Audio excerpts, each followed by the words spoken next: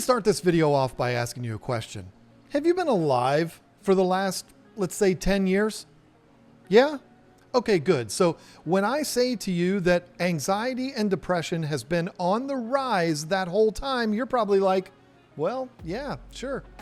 It's true, and it was certainly at its climax during the lockdowns when everyone was stuck in their homes watching Cobra Kai and Tiger King and sitting around gaining weight.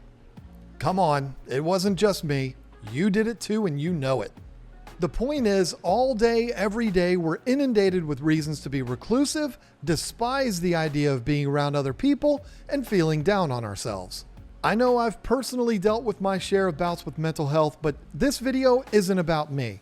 It's about you. Today, I'm going to share with you a strategy that's almost guaranteed to alleviate your issues with anxiety and depression. Notice I said almost guaranteed. Yeah, unfortunately, some people suck at this. Now, I'm no expert, and I'm certainly not a doctor, so take everything I say with a grain of salt. But what I do have is common sense and plenty of stories to share that are not about me. They're about other people that I know. So sit back and relax, because I'm about to show you something that'll not only help you with your anxiety and depression, but it might just save your life. Oh, you think I'm being overly dramatic? Check out this clip from one of our live streams back in January of 2021. And don't you do it. Don't you make fun of my stupid chin beard. I have feelings too, you know.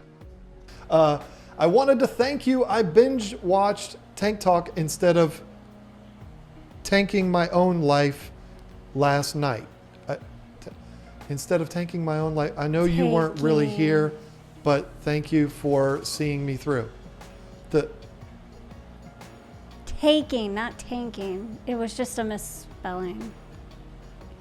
I binge watched Tank Talk instead of taking my own life last night? Wow, that's terrible. That can't, is that for real? I mean, that's, wow. Speechless, honestly, at that, because it's tough to, go through anything like that. So I can't even imagine. Hey, listen, if that's a real thing, KGTropicals at gmail.com. That's the better way. Let's do it that way. Rather than, you watch the videos all day long, but while you're watching the videos, email me there. That'll be easier. That's not an open invitation for every single human being on planet Earth, but because I'm completely overwhelmed by that message, yep, the invitation is open to you, my friend. And if it wasn't the world that it is right now, I would give you my phone number and say, hey, holler at me. But we can't do that, unfortunately. So yeah, that happened. And did he email me later on to talk about it like I offered? Yep. This is Beta Ray Bill. You asked me to email you, John, so here I am. I wanted you to know I was serious in the super chat, and sorry about the typo that made it hard to read. I wanted you to know that you, Lisa, and Jason and Joanna, along with Bob, have helped me immeasurably fighting my depression. I lost my job in March with COVID. My fiance couldn't continue to deal with me, so she left as well. Getting back into the hobby after a long break has helped me tons. Now don't get it twisted. It's not Lisa and I that saved this guy. It's the topic we talk about, which is that magic cure for depression and anxiety that I've been talking about. We're just another avenue for him to do research on it. Here's another one. I don't want to use names with this one because this person I'm talking about is still pretty sensitive about it, and when you hear the story, you'll know why. I have a friend that when he was a kid used to enjoy a hobby with his mother. This is something they did together that they enjoyed greatly, and it made them super close. Well, as he grew up, moved out, and started a family of his own, he wanted to start that hobby up again because it brought him so much joy as a kid, and he proceeded to turn his entire basement into one of the most beautiful things I've ever seen. Well, unfortunately, his mother became very ill and, well, she was terminal. And he would hang out with her as much as he could because he knew there wasn't much time left. And would you believe that one of the last times he was with her, he was showing her videos of what he had set up in his basement. He was having fun showing these videos to her of the hobby that she got him started in when he was younger. And unfortunately, this was one of the last moments he had with her. And he's told me if it wasn't for that basement and the memories he had of engaging in this activity with his mother, he doesn't know what he would have done. All right, let's lighten things up a little bit. What about this strapping young man you see here? A lot of you that are familiar with this channel know exactly who this guy is. Yeah, it's true. He's the guy I'm going to be commentating the boxing matches with next month. This, ladies and gentlemen, is Mr. Jay Wilson. Oh, wait a second. You didn't know about the boxing matches I was talking about? You ever heard of the King of DIY? You ever heard of LRB Aquatics? Predatory Fins? Cichlid Bros? SC Fish Keeping? You ever heard of the Bearski Method? Well, all those knuckleheads that I just mentioned are going to be fighting each other in sanctioned boxing matches in New York on August 17th, live and on pay-per-view. And Jay and I will be doing the commentary for those fights. Yeah, you heard me right. I get to sit ringside with Jay Wilson and talk to millions of people watching the fight. It's going to be awesome, and if you want more information about it, I'll have a link at the top of the description. It's called Fins and Fury, and let me just tell you, if you're going to buy tickets or the pay-per-view, use that link in the description.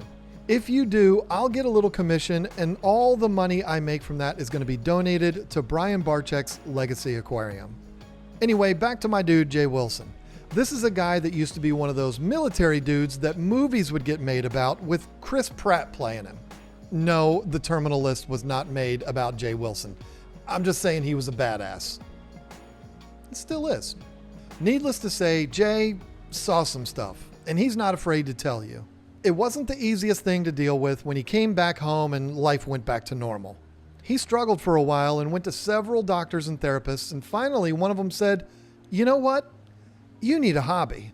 You need something that'll take your mind off of things and make you happy." And Jay said, "Well, there was this hobby that I had when I was a kid." And the doctor said, "Yes, do that." So he did. And guess what? It worked. Jay credits this lifestyle or hobby with getting him out of that dark phase of his life. And you want to know something even more interesting about this story?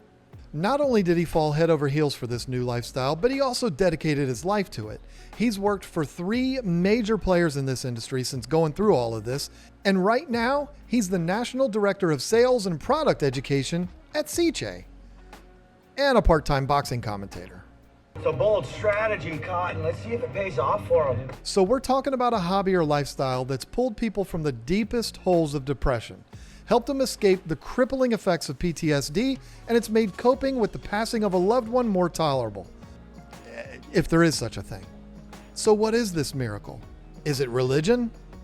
No, but I think religion is great, and to be honest, so many people would tell you that there's a draw to this lifestyle that's similar to religion.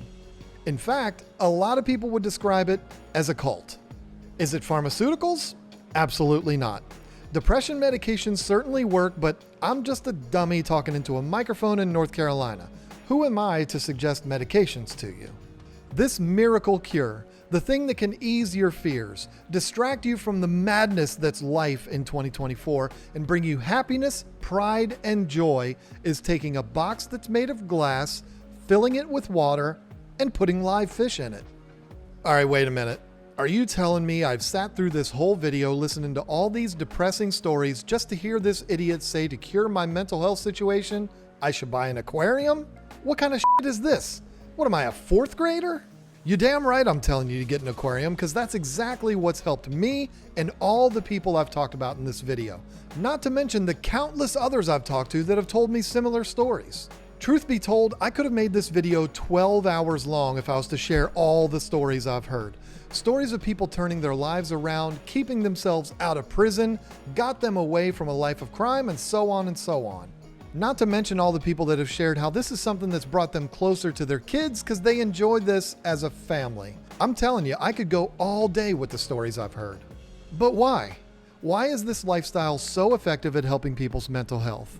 Well, as I stated earlier, I'm not a doctor, so I can't give you a clinical explanation, but I've been around for a while and I've seen how the world impacts us on a daily basis. Now, I'm not going to start a rant where I talk about, back in my day, we only had 4 channels and walked to school uphill both ways. But I'll tell you, when I was in my teens and early 20s, I just had me, my family, and my close friends.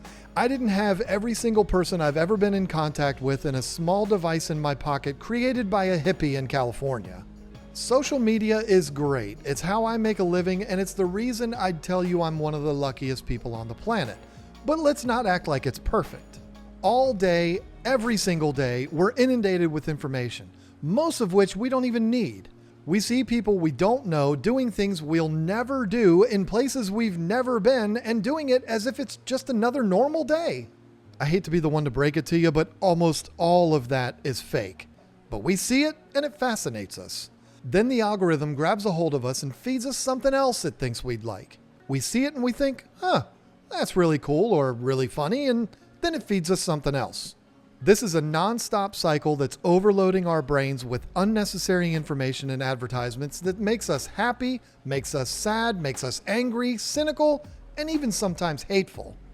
Go through this for long enough and you'll find yourself feeling the most dreaded feeling in the world, in my opinion.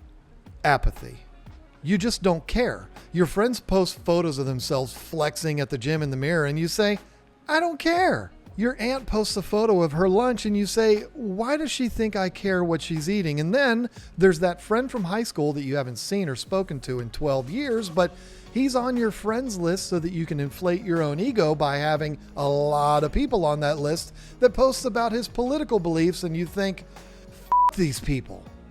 When we reach that level of frustration with people we care about and are no longer interested in the comings and goings of their boring lives, what do? We start turning to people we don't know to see what they're doing. We start seeing these people that appear to have perfect lives and they're all telling us how wonderful life is. All you have to do is dream and you can have whatever you want. But then you realize this is coming from a guy that cheated on his wife and had inappropriate texting conversations with a minor, or that talentless woman that's only successful because her father was on OJ's dream team. She has a big ass and made that video that one time. You know the video, don't act like you don't know. After a while, you realize you're living the most apathetic lifestyle where you only care about yourself and what's in it for you. Everyone else can kick rocks. This never ends well. We need things to take us away from all that nonsense. Something we can express ourselves with and make about taking care of another life rather than focusing our attention on the lives of everything and everyone else. Well, here's your opportunity to do that. When you set up an aquarium, you're assembling a home for living things that'll depend on you to ensure they're okay. It's no longer only about you. It's about giving those lives what they need to not only survive, but also thrive. And I'm not just talking about buying a bowl and putting a goldfish in it. I'm talking about setting up an actual aquarium where you're facilitating a self-contained little ecosystem that's filled with all kinds of life. Lives that won't make it without you. This is what we as a society need. We need to be able to focus on others to truly feel fulfilled. The events of 2020 and a couple of years after taught us how to live without other people in our lives, and it made us hate each other, and we need to break that cycle, but it doesn't happen overnight. We've got to start somewhere, and I believe taking the focus off of ourselves and putting that energy onto another life is a great start. See, here's what happens. You start up an aquarium, put a couple fish in there, and they're so cute and adorable, and you fall in love with them the same way you would a dog or a cat, and you want to give them the best life possible, so you start doing research. You find some YouTube channels with good information, hopefully this is one of them, and you find there's millions of people out there that have the same goal in mind. They want to make their aquarium a safe, healthy, and thriving ecosystem, and you start talking to these people. Next thing you know, you're going to clubs and conventions to meet and hang out with these people. You gather in these places and have so much fun talking about your love of these little glass boxes full of water, and then it hits you. Wait a minute. I'm here talking with a bunch of other nerds that are all from different backgrounds. They're all different ethnicities and we all look very different, but you know what we all have in common? We all love this lifestyle and we're all trying to achieve the same goal and want to help each other to do it. It's at this moment you realize you're part of something you haven't been a part of in a long time, but desperately needed. A community.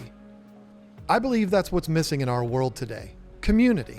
As human beings, we're social animals that need to be able to focus on other things so that we don't sit around thinking about how much our lives suck. There's plenty of hobbies, lifestyles, and communities out there, but aquariums, well, they're just different. An aquarium is something you're responsible for that depends on you, but the cool thing is other members of your community want to help you to enjoy it more. And you? Well, you want to help them with theirs. Now you're not living that algorithmic cycle of narcissism because it's no longer just about you. It's about the little lives looking up at you at feeding time that are depending on you and the other members of your community that have eyeballs staring at them. This is what it's all about. It's no longer about me. It's about everything and everyone else. That's how we get ourselves out of this hole of hatred, misery, and apathy. And an aquarium in your living room or bedroom is a great way to start. Believe me, I've dealt with the lowest of lows in my life, but I'm here to tell you, and the people I talked about earlier will tell you, that a love of nature and aquariums is what got us through it. Depression and anxiety is a nightmare, and I'm here to tell you from experience that these little glass boxes full of water, well, they might just be your ticket out. Give it a try. You'll see. And when you figure it out, come back to this video and tell me your story in the comment section. Who knows? Maybe this is a video I'll make every year with updated stories. Anyway, I hope that helps, and I hope it makes sense. That's it. See ya.